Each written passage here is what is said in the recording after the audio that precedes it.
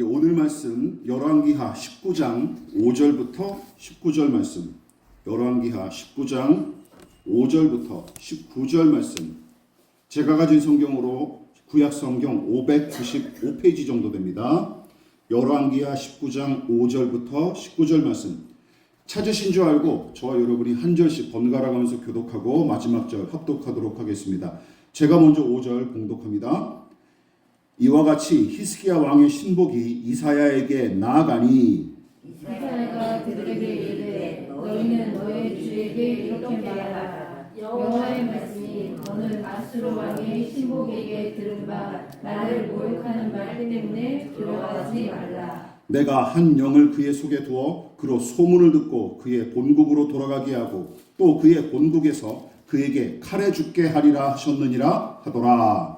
나사시가 돌아가다가 아수르 왕이 이미 라키스에서 떠난다함을 듣고 림나로 가서 아수르 왕을 만났으니 왕이 거기서 림나와 싸우는 중이더라. 아수르 왕은 구스 왕 디르하가가 당신과 싸우고자 나왔다 함을 듣고 다시 히스기야에게 사자를 보내며 이르되 너희는 유다의 왕 히스기야에게 이같이 말하여 이르기를 내가 믿는 내 하나님 예루살렘을 아수르 왕의 손에 던지지 아니하겠다 하는 말에 속지 마라. 아수르의 여러 왕이 여러 나라에 행한 바 진멸한 일을 내가 들었나니 내가 어찌 구원을 얻겠느냐. 내 조상들이 멸하신 여러 민족 곧 수산과 하란과 레섹과 블라살에 있는 에덴 족속을 그 나라들의 신들이 건졌느냐. 하맛 왕과 아르밧 왕과 스발와임 성의 왕과 헤나와 아와의 왕들이 다 어디 있느냐 하라 하니라. 히스기야가 사자의 손에서 편지를 받아보고 여호와의 성전에 올라가서 히스기야가 그 편지를 여호와 앞에 펴놓고 그 앞에서 히스기야가 기도하여 이르되 그룹들 위에 계신 이스라엘의 하나님 여호와여 주는 천하만국의 홀로 하나님이시라. 주께서 천지를 만드셨나이다. 여호와여 귀를 기울여 들으소서. 여호와여 눈을 떠서 보시옵소서. 하나님이 살아계신 하나님을 비방하러 보낸 말을 들으시옵소서. 여호와여 아수르 여러 왕이 과연 여러 민족과 그들의 땅을 황폐하게 하고 또 그들의 신들을 물에 던졌사오니 이는 그들이 신이 아니요 사람의 손으로 만든 것 곧 나무와 돌뿐이므로 멸하였나이다. 우리 다 같이 우리 하나님 여호와여 원하건대 이제 우리를 그의 손에서 구원하옵소서. 그리하시면 천하 만국이 주 여호와가 홀로 하나님이신 줄 알리이다 하니라. 아멘. 우리 말씀의 제목을 다 같이 한번 읽어보시겠습니다. 자, 시작. 그 편지를 여호와 앞에 펴놓고, 그 편지를 여호와 앞에 펴놓고라는 제목으로 하나님의 말씀의 은혜를 함께 나누도록 하겠습니다. 아까 말씀드렸듯이 이번 주와 다음 주에 걸쳐서 이 부분을 두 편으로 나누어 함께 살펴보도록 하겠습니다. 자, 히스기야와 남유다 백성은 아수르의 침략을 어떻게 조치했습니까? 히스기야와 남유다 백성은 이렇게 조치했어요. 패배가 자명한 싸움에도 최선을 다해 전쟁을 대비했고 더불어 각자 제 역할에 맞게 준비한 것은 물론이고 왕과 백성이 다 함께 아수르의 침략을 대비했습니다. 또한 비방과 조롱의 옷을 찢고 침묵으로 맞섰을 뿐만 아니라 거대한 위협과 폭력에 기도로 저항하기에 이르죠. 특히 히스기야는 어떻게 기도했습니까? 누구에게 기도했어요? 살아계신 하나님, 들으시고 응답하시는 하나님, 모든 것 위에 뛰어나신 권능의 하나님, 그리고 마지막으로 구원의 하나님을 신뢰하면서 이사야 선지자에게 기도를 부탁했는데 이것이 바로 기독교 신앙의 기도가 다른 종교와 분명하게 구별되는 지점 중 하나입니다. 즉 히스기야의 기도는 기도의 대상이 되는 신에 대한 관심은 하나도 없이 그저 자기의 안락과 풍요와 건강과 형통만 기원하는 미신적 기도와 달랐습니다. 또한 그의 기도는 다른 종교가 신봉하고 의지하는 신들을 향한 것도 아니었죠. 태초부터 영원까지 살아계시고 만물과 만인을 창조하신 하나님, 모든 것 위에 뛰어나시고 모든 신보다 능하신 하나님, 사람의 작은 신음에도 귀를 기울여 들으시고 당신의 뜻을 계시하시고 말씀하시는 말씀의 하나님, 구원하시고 심판하시는 유일하신 하나님, 히스기야와 남유다 백성은 바로 그 하나님을 기도의 대상으로서 신뢰하고 사랑했기에 패배가 빤한 싸움일지언정 포기하지 않을 수 있었고, 더불어 끝까지 구원과 회복의 소망을 간직할 수 있었던 것입니다.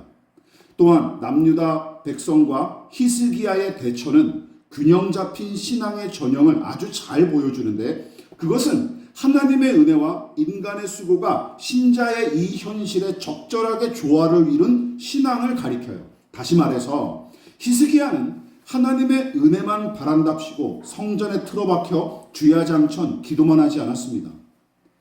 또한 눈에 보이지 않는 하나님과 그 은혜를 의지하여 기도하는 행위나 성전에서 제사하는 식의 종교적 의식 자체를 무의미한 일로 여긴 채 오로지 현실적인 대책을 마련하고 물리적인 현상과 성과만 중요하게 여긴 채 오로지 그것만 생각하는 지도자도 아니었다라는 것이죠. 그러니까 땅의 일만 중요하게 여기는 불신자들처럼 하늘의 일을 아예 등한히 하거나 혹은 종교적인 행위만 몰두하는 광신자처럼 현실을 외면하지 않았습니다. 아수르의 침공을 실제적으로 대비하기 위해 새로운 무기를 제작하고 방어 대책을 마련하기에 힘썼을 뿐만 아니라 여호와 하나님께서 이 모든 일을 주관하실 줄로 믿었던 까닭에 물리적인 준비 못지않게 최선을 다해서 힘써 기도했던 것이죠. 이처럼 하나님의 은혜와 개인의 책임 사이에서 한쪽으로 지나치게 치우치지 않고 도리어 적절한 균형과 건강한 조화를 이루는 것이 그리스도인의 삶이 되어야 합니다. 믿으십니까? 이 균형을 이뤄야 해요. 그러나 아수르 왕 산헤립의 무서운 협박은 한두 번으로 그치지 않았고, 그에 따라 히스기야도 힘쓰고 애써 더욱 간절히 그리고 끈질기게 기도하지 않을 수 없었습니다. 자, 우리는 오늘과 다음 주일까지 두 번에 걸쳐서 이 이야기를 통해 몇 가지 교훈과 통찰을 나눠보도록 하겠습니다. 자, 첫 번째 이 부분을 통해서 우리가 살펴볼 것 같이 한번 읽어볼까요? 시작. 또다시 말로 위협하는 산헤립, 굴하지 않는 히스기야.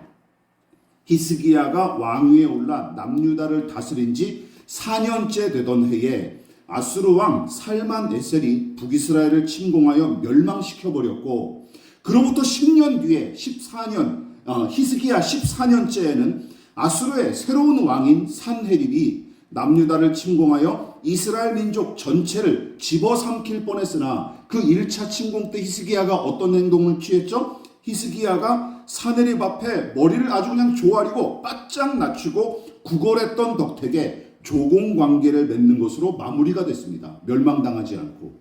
그러나 이후에 히스기야는 이사야 선지자의 반대를 무릅쓰고 이집트와 은밀히 내통하다가 산헤립에게 들통이 나게 되죠.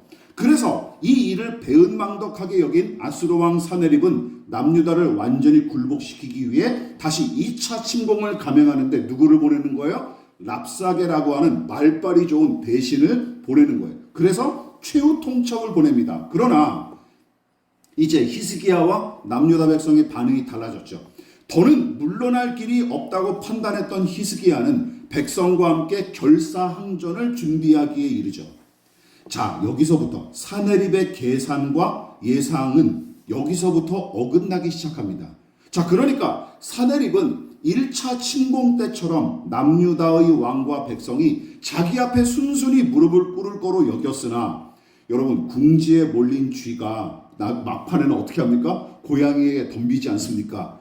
그런 고양이가 덤비는 모양처럼 남유다의 왕과 백성이 산헤립의 위협과 협박에 벌벌 떨며 굽실대기는커녕 도리어 침묵으로 대처하면서 저항 의지를 은근하게 표명한 것은 물론이고, 아수르 군대의 물공급 차단과 남유다 백성의 식수 보호를 위해 치수 사업을 감행했으며, 실제 침공에 맞서기 위해서는 국방력 강화 정책을 과감히 단행했습니다. 게다가 산헤립은 랍사게를 통해 이스라엘의 하나님 여호와를 대놓고 조롱하면서 자기네 군대의 위용을 한껏 과시했죠. 그랬건만 오히려 히스기야는 성전에 들어가 산헤립이 조롱했던 그 하나님 여호와를 여전히 신뢰하면서 간절히 기도하기에 이릅니다. 난 너의 말 따위 듣지 않겠다. 그냥 내 신념대로 가게 하나님을 의지하겠다며 그냥 엿먹어라 하면서 그냥 성전에 들어가서 기도해 버리죠. 그래서 사내립은 꺾이지 않는 히스기야의 모습을 보고 야, 만만치 않은 놈이구나 하며 순순히 물러갔을까요? 아닙니다. 랍사게는 림나에서 전쟁 중이었던 아수르 군대와 합세하기 위해 돌아갔으나 아수르 왕 사네립은 다른 사신들을 보내 히스기야와 남유다 백성을 또다시 협박하기에 이릅니다. 이게 바로 오늘 본문의 내용이에요. 그리고 그 협박은 이전의 내용과 똑같습니다. 어떤 내용이에요? 남유다 백성은 너희 하나님과 히스기야 왕의 말을 믿지 마라. 두 번째, 아수르 왕과 군대가 그것들보다 강하다. 세 번째 뭡니까? 그동안 정복한 나라와 민족이 그 증거다라고 얘기하는 거예요. 반박을 못하는 내용이죠. 그런데 이 내용이 참 즐기면서도 교활합니다. 제가 끈질기다, 교활하다는 표현을 동시에 사용한 이유는 남유다를 날로 먹으려는 사네립의 의도와 계산이 여기에 아주 뚝뚝 묻어나 있기 때문이에요. 여러분 본문을 보십시오. 사네립이 보기에는 8절에 언급된 우리가 읽은 본문 8절에 언급된 림나라는 지역이 남유다보다 훨씬 더 중요한 전략적 요충지였던 까닭에 남유다에 파견했던 랍사게마저 불러들일 정도로 림나 정벌에 사네립이 심려를 기울입니다. 그러니까 남유다는 두 번째, 세 번째였어요. 림나와 싸워서 이기는 게 이제 사네립 왕에게는 더 중요했던 것이죠. 그만큼 아주 비옥하고 교통의 요충지였거든요. 림나라는 땅이.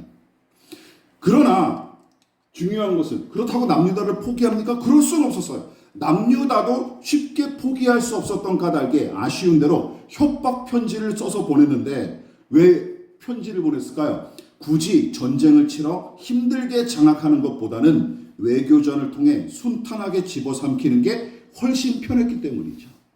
그리고 1차에서 그 전략이 먹히지 않았습니까? 예? 히스기야가 아주 굽실됐으니까. 다시 말해 사네립은 히스기야가 협박의 말 앞에 지레 겁을 먹고 순순히 항복해 주기를 바랐던 것이죠. 물론 처음에는 히스기야의 신하들이 사네립의 의도대로 공포에 휩싸여 벌벌 떨어댔지만 이후로는 모든 백성이 왕의 명령에 따라 침묵으로 일관하며 대처했고 히스기야도 연이은 협박을 계속 버티면서 지도자로서 본을 보였습니다. 자, 여러분, 이처럼 사람의 말이 큰 위력을 지닌 것처럼 보이기는 하지만 어떤 면에서는 공허하고 아무 힘도 없는 것이 또 사람의 말이기도 합니다. 그렇죠? 이 두 가지 양면성을 우리는 이해를 해야 돼요. 따라서 기억하십시오. 오늘 이 본문을 통해서 우리가 도출해낼 수 있는 교훈, 첫 번째는 이것입니다. 본문처럼 말만 듣고 함부로 결정하거나 결론 내려서는 절대 안 됩니다. 또한 지속적으로 악을 행하는 자들에게 대처하는 방법, 저번에도 말씀드렸지만 무엇입니까? 지속적으로 선을 행하고 끝까지 버티는 것이죠. 이것이 싸우는 유일한 방법이에요. 이쯤에서 한번 상상해 보십시오. 히스기야가 이 아수르의 협박 편지만 보고 순순히 굴복했다면 어떤 일이 벌어졌을까요? 사네립은 옳거니 하고 쾌재를 부르면서 남유다를 땀 한 방울 흘리지 않고 정복했겠지만 히스기야와 남유다 백성은 아마 땅을 치고 후회했을 게 뻔합니다. 그렇지 않겠습니까? 별거 버티면 뭔가 좀 새로운 소망이 피어났을 텐데 그냥 우리가 거저 먹여줬구나 라고 후회했을 거예요. 여러분, 우리도 마찬가지입니다. 그러므로 말 따위에 휘둘리지 말고 중심을 지키는 저와 여러분 되시기를 주님의 이름으로 부탁을 드리겠습니다. 또한 반복된 회방과 악에 지지 말고 끝까지 선을 행하십시오. 끝까지 본분을 지키십시오. 이것이 우리가 감당해 나갈 사명입니다. 결과와 상관없이 말이죠. 그뿐만이 아닙니다. 이 이야기 가운데서 우리가 발견하는 또 한 가지 통찰과 교훈은 무엇입니까? 하나님께서 은밀하게 일하셨다는 것이죠. 자, 그래서 두 번째 함께 살펴보도록 하겠습니다. 읽어볼게요. 시작. 히스기야와 남유다를 초월하여 일하시는 하나님을 우리가 오늘 본문에서 볼 수 있어요. 오늘 설교 본문으로 읽은 내용에서 하나님의 일하심을 찾는 게 쉬운 일은 아닙니다. 찾아보셨습니까? 혹시 하나님이 어떻게 일하셨나 잘 모르시겠죠. 당연합니다. 그것에 관해 직접적으로 언급한 구절은 없기 때문입니다. 그런데 아수르의 처지를 가늠해 봄직한 내용이 8절과 9절 두 구절에 등장하는데 그 부분을 그냥 읽고 지나치면 안 됩니다. 자, 8절과 9절 같이 한번 읽어볼까요? 자, 시작. 랍사게가 돌아가다가 아수르 왕이 이미 라기스에서 떠났다함을 듣고 림나로 가서 아수르 왕을 만났으니 왕이 거기서 림나와 싸우는 중이더라. 아수르 왕은 구스 왕 다르하가가 당신과 싸우고자 나왔다함을 듣고, 자, 앞서 언급했다시피 원래는 아수르의 군대가 라기스라는 곳에 주둔 중이었고 왕과 더불어서 랍사게는 왕명을 받들어 남유다의 예루살렘에 파견됐었는데 림나라는 족속이 아수르 제국에 저항하여 맞서 싸우는 일이 뜬금없이 벌어졌고 사느립은 이 전략적 요충지인 림나를 확보하기 위해 랍사게까지 불러들이면서 심혈을 기울입니다. 그런데 그뿐만이 아니었죠. 엎친 데 덮친 격으로 구스왕 디르하가가 아수르와 싸우기 위해 이미 출정했다는 소식까지 들려온 것입니다. 그러니까 여기저기서 막 싸움이 전쟁이 소규모의 여기저기서 막 전쟁이 일어나기 시작한 거예요. 자, 최근 역사학자들과 신학자들은 여기 언급된 디르하가를 구스, 즉 에티오피아 출신의 이집트 왕으로 보고 있는데 그가 매우 독특한 출신과 이력을 지닌 이집트 왕이었던 까닭에 성경이 디르하가를 구스 왕으로 기록한 거로 해석을 해요. 근데 의견은 분분합니다. 이게 진짜 에티오피아 왕인지 아니면 이집트 왕인지 아직도 의견은 분분해요. 어쨌든 한 나라가 한 족속이 다시 또 아수르에게 덤벼댔다는 것은 틀림없는 사실이죠. 물론 훗날 이 디르하가 왕조는 아수르에게 패배한 뒤 박살이 났다고 하지만 본문의 시점에서는 이집트나 구스도 아수르 제국의 팽창에 반기를 들고 일어났던 것입니다. 자, 그러니까 남유다의 히스기야만 사느립에게 저항했던 게 아니라 비슷한 처지에 놓여서 반기를 들었던 나라와 민족이 여기저기 등장했고 이전까지는 최전성기를 맞이했던 아수르 제국이 바로 이 시기부터 점차 쇠퇴기로 접어들기 시작합니다. 바로 이 시기부터 말이죠. 어쩌면 여러분 당연한 수순입니다. 제국의 무한한 팽창을 향한 아수르 왕족들의 지나친 욕심이 여기저기에 적을 만들어버렸고 또 정복한 나라가 더해질수록 어떤 문제가 생깁니까? 관리 감독이 소홀해질 수밖에 없어요. 따라서 아수르의 위협에서 벗어나기 위해 저항하는 나라들은 늘어났고 또 그 저항의 강도도 더더욱 거세졌던 것이죠. 그런데 여러분 제가 이 부분에서 한 가지 질문을 드려볼 거예요. 열왕기서 저자가 목사니까 이제 담임 목사니까 설교를 준비하기 위해서 여러 가지 역사적인 근거 그리고 배경도 찾아보겠지만 여러분들이 성경 읽을 때 굳이 물론 그런 것까지 다 하면 좋죠. 근데 그런 것까지 다 우리가 이해할 수는 없지 않습니까? 열왕기서 저자가 세계사나 국제 정세를 강의하기 위해 이 내용을 기록했을까요? 그럴 일은 없지 않습니까? 그러면 저자의 의도는 분명합니다. 뭘까요? 남유다가 히스기야를 중심으로 아수르에 저항하고 하나님께 구원해 주십사 기도했던 이 시기에 영원한 제국으로 남을 것 같았던 아수르가 림나와 이집트를 비롯한 주변 국가의 저항으로 몸살을 앓기 시작한 것은 무엇이다? 하나님께서 이 모든 일을 계획하고 주관하신 결과임을 분명하게 지적하기 위해 이 내용을 굳이 삽입한 게 틀림없습니다. 믿으십니까? 하나님이 서서히 이 제국을 이제 옥죄어 오기 시작하는 거예요. 이 교만한 아수르 제국을 말이죠. 그러나 여러분들에게 질문. 히스기야와 남유다 백성은 이거를 알았을까요? 몰랐을까요? 모르죠.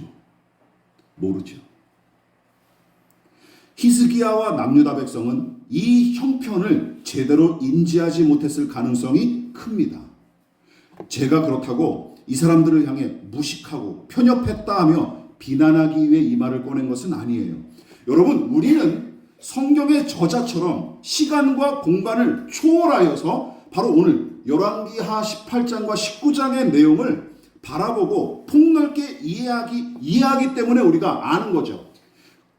처음의 시작과 과정과 결과를 우리는 다 알고 있지 않습니까? 마치 내비게이션을 보는 것처럼 말이죠. 그러나 정작 본문에 등장하는 당사자들은 눈앞에 닥친 살벌한 현실과 지금 주어진 일만 바라보기 때문에 그럴 수밖에 없어요. 우리도 마찬가지 아닙니까? 우리도 마찬가지죠. 위기에 직면하거나 고통스러운 일을 만난 사람은 지금 닥친 문제를 해결하기 위해 그것만 바라보는 경향이 강합니다. 그래서 인간은 눈으로 보지 못하는 것과 귀로 듣지 못하는 것은 물론이고 내 손과 내 발이 미치지 못하는 곳에서 무슨 일이 일어나는지 알지 못한 채 그저 내가 보고 듣는 게 전부인 양 생각하기 마련이죠. 그게 우리의 모습입니다. 우리의 모습이에요. 우리의 한계죠. 그러나 하나님은 언제 어디서나 우리와 함께 하시는 분이지만 우리의 시선과 생각이 넘어서는 시간과 장소에서도 얼마든지 일하시는 분임을 기억하십시다. 바로 이것을 보여주는 거예요. 그러면 뭡니까? 이거죠. 폭주기관차처럼 내리달리는 아수르를 견제하고 징계하기 위해 저 멀리 이스라엘 국경 너머에서부터 서서히 그러나 정확하면서도 치밀하게 일하시는 하나님을 우리는 이 구절을 통해서 발견해야 되는 것입니다. 그리고 하나님은 지금도 여전히 우리를 위해서 그렇게 일하고 계신다는 사실을 믿어야 하는 것이죠. 이것이 우리의 믿음이 되어야 합니다. 믿으십니까? 그러므로 찬송가 가사처럼 내 눈에 아무 증거 아니 보여도 내 귀에 아무 소리 아니 들려도 내 생각과 한계를 초월하여 일하시는 하나님을 생각해야 마땅한 것입니다. 그리고 그렇게 일하시는 하나님께 기도하며 기다리는 것이 바로 우리의 신앙이라는 것이죠. 이것이 우리의 신앙입니다. 오늘 말씀을 마무리하도록 하겠습니다. 히스기야는 하나님 앞에 신실한 믿음의 사람이자 남유다를 선하게 다스린 왕이지만 이사야 선지자의 계시를 무시하고 이집트와 은밀히 대통하는 짓을 저질렀으며 이 일을 불쾌하게 여겼던 사네립은 또다시 남유다를 침공했고 히스기야와 백성은 큰 위기를 봉착하여 고통을 당했죠. 이처럼 히스기야 왕도 커다란 시행착오와 잘못을 저지르면서 여기까지 온 것입니다. 그런데 믿음이 좋고 선하게 통치한 왕들 중에 온전히 칭찬만 받은 왕은 성경에 한 사람도 없습니다. 한 사람도 없습니다. 왜요? 그들도 인간이니까. 우리와 같은 인간이니까. 다윗과 솔로몬은 말할 것도 없고 왕국이 분열된 이후에 가장 경건한 왕으로 일컫는 여호사밧 기억나십니까? 여호사밧도 아합 가문과 친분 관계로 얽혀 여러 우여곡절을 겪었죠. 히스기야도 말년에 저지른, 우리가 나중에 살펴보겠지만 말년에 저지른 한 가지 사건 때문에 많은 신자에게 실망감을 안겨주고 욕을 먹는 왕이긴 하지만 정작 그가 저지른 잘못과 패착은 그것만이 아니었습니다. 열왕기하 18장과 19장에 기록된 이 거대한 사달은 결국 히스기야의 잘못된 정책적 판단에서 비롯된 것이었죠. 그러나 그렇다고 그를 마냥 비난하거나 정죄할 수는 없습니다. 왜냐하면 지금 히스기야는 이 사태를 수습하고 책임지기 위해 누구보다 고군분투하고 있을 뿐만 아니라 왕의 신분 따위 염두에 두지 않고 누구보다 더 낮은 자세로 하나님 앞에 바짝 엎드려 간구했기 때문입니다. 믿으십니까? 이것 때문이 오늘 그렇게 살아가기 때문이죠. 그는 이 사달의 책임을 신하들이나 백성에게 떠넘기고 저 잘난 체하기 일수인 동네 양아치처럼 비겁하고 치졸한 군주가 아니었습니다. 그래서 사네립의 말 따위에 휘둘려 섣불리 무릎 꿇거나 성급하게 나라의 운명을 결론 내리지 않았어요. 마지막으로 이 부분을 살펴보십시다. 끈질긴 협박과 조롱의 말에 아랑곳하지 않고 오직 침묵의 언어와 기도의 말로 견디며 맞섰습니다. 또한 그는 하나님의 종임을 늘 염두에 두고 살던 사람이었기에 위기 앞에서는 기꺼이 종처럼 낮아져 하나님께 매달렸어요. 이게 신자의 모습이어야 한다는 것이죠. 무엇보다 우리가 두 번째로 살펴봤던 것처럼 하나님께서는 히스기야가 기도하기 전부터 이미 여러 나라를 움직이고 계셨으며 히스기야의 생각과 시야를 초월하여 진즉부터 일하셨습니다. 열왕기하 19장은 바로 그것을 보여주는 아주 좋은 본문입니다. 그러므로 우리와 같은 믿음의 사람들은 코앞에 닥친 사건만으로 우리의 형편과 우리 가정과 우리 교회와 이 나라와 민족을 섣불리 판단하기보다는 좀 더 넓고 높고 깊게 바라보고 생각할 필요가 있습니다. 더 나아가 우리의 생각과 능력을 초월하여 일하시는 하나님을 깊이 생각하고 신뢰해야 마땅합니다. 그러므로 쉽게 판단하고 섣불리 결정 내리지 마십시오. 쉽게 판단하고 섣불리 결정하지 마십시오. 근시안적인 시각이라 그러지 않습니까? 눈앞에 있는 상황만 보고 그냥 판단해 버리는 것. 그걸 근시안적인 시각이라고 하죠. 또한 어떤 처지에 놓였든지 하나님 때문에 솟아날 구멍이 있다는 사실도 우리는 잊지 마십시다.